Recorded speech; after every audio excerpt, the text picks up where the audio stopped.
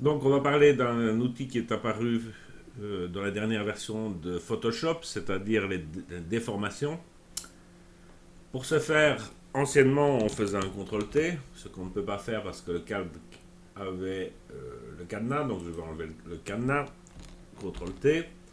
Et quand on avait un CTRL-T, ben, on pouvait s'amuser à aller carrément dans transformation manuelle et on pouvait, je veux dire, s'amuser à faire des déformations dans cette image. Aujourd'hui, on a ce qu'on appelle déformation qui est ici. D'accord. Donc déformation, vous connaissez, c'était quelque chose qu'on pouvait faire comme ça. On pouvait également aller sur le milieu ici et s'amuser à faire des déformations. CTRL Z, CTRL Z, CTRL Z. Je vais revenir au début.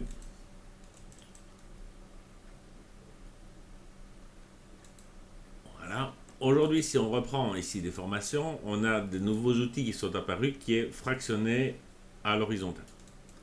Ça me permet de tracer une ligne.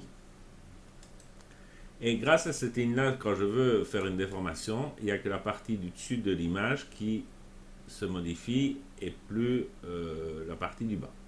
Donc ça, c'était déjà un premier progrès. On peut continuer à aller mettre, par exemple, des déformations à la verticale. Si je veux, je mets maintenant une déformation à la verticale. Si maintenant je refais ceci, vous voyez, c'est cette partie-ci de l'image qui bouge et le reste ne bouge plus. On peut s'amuser encore à en remettre, par exemple ceci. Et donc on va pouvoir commencer à faire des déformations, je veux dire, juste de cette partie. Si maintenant j'ajoute une déformation à la verticale ici derrière, si je commence à déformer ici, vous voyez que le reste de l'image n'est plus déformé. Donc je peux m'amuser à faire des déformations réellement sur une toute petite partie de mon image. Je pourrais par exemple, ici, une déformation en horizontale aussi, que je vais remettre ici. Je vais revenir mettre une déformation à l'horizontale, à la verticale, juste sur mon pylône. Et si je prends ici cet outil, je peux carrément m'amuser à faire des basculements. Je peux, si je remets encore une autre déformation à l'horizontale, cette fois-ci, lui dire que je viens rectifier le dessus de mon image.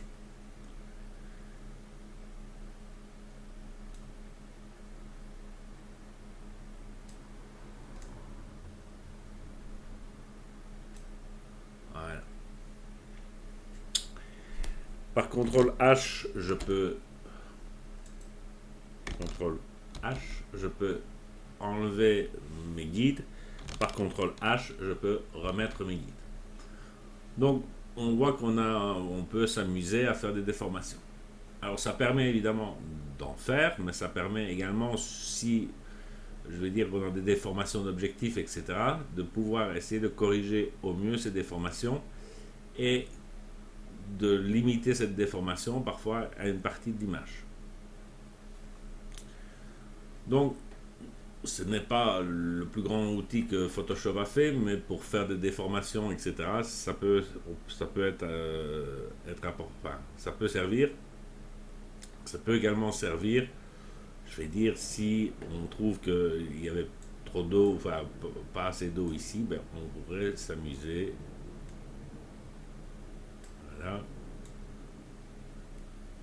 À essayer de faire de plus en plus de déformations et de changer un peu la proportion de l'eau.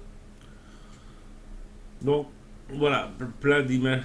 C'est encore pour avoir d'une imagination. Faire très attention quand même que dans les déformations, ben évidemment, les reflets se déforment, les pylônes se déforment, Et donc c'est pour ça que c'était très intéressant aujourd'hui de pouvoir voir des barres pour qu'ils n'interagissent que sur certaines choses. Donc, si je reviens en arrière pour vouloir faire ça, j'aurais certainement dû mettre une déformation, je vais dire à peu près jusqu'ici. Et à ce moment-là, si je déformais, ben je ne déformais pas mes reflets, ou en tout cas très peu, ni mes pylônes. Voilà. Donc, petite nouveauté dans Photoshop et un outil qu'il faut penser qui peut servir pour remplir une image, pour déplacer légèrement un objet ou certaines choses.